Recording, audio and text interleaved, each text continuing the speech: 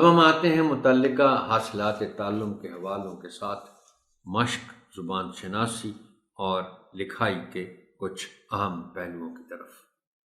تخلیقی لکھائی کے تحت صفحہ نمبر 82 پر یہ ایک سرگرمی ہے۔ ان کی لکھے ہوئے پیراگراف کی جانچ کر لیں تو اس پر گفتگو ضرور کریں۔ ہاں، اتنا ضرور ہے کہ جانچ کے بعد آپ مطلوبہ معلومات جو ہیں ان طلبہ کی رہنمائی کے لیے وہ آپ خود بھی مطلوبہ معلومات ان کو فراہم کریں، اور اس کے لیے آپ پہلے سے تیاری کر کے جائیں کہ دیے گئے اشارات کی مدد سے قائد اعظم رحمۃ اللہ علیہ کے بارے میں پیراگراف لکھیں۔ حاصل تعلم اس کا ہے کہ طلبہ دیے گئے موضوع پر 10 جملے تحریر کر سکیں۔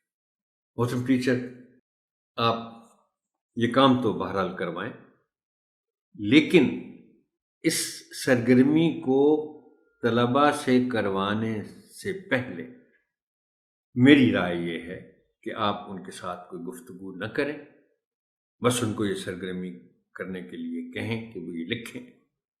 جب وہ لکھ چکیں اور آپ اصلاح کے مقصد کے تحت، اب دیکھیں نا، اس میں ایسے 2-3 پہلو ہیں قائد اعظم رحمۃ اللہ علیہ کی زندگی کے جن پر آپ کو تیار ہو کے جانا پڑے گا۔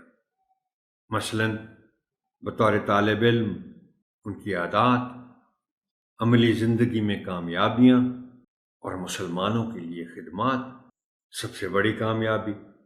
تو پھر آپ کو تیاری کر کے اور یہ فیصلہ کر کے کہ اس پیراگراف لکھنے کے لیے بچوں کی رہنمائی کر سکتے ہیں، ان کو یہ معلومات بعد میں فراہم۔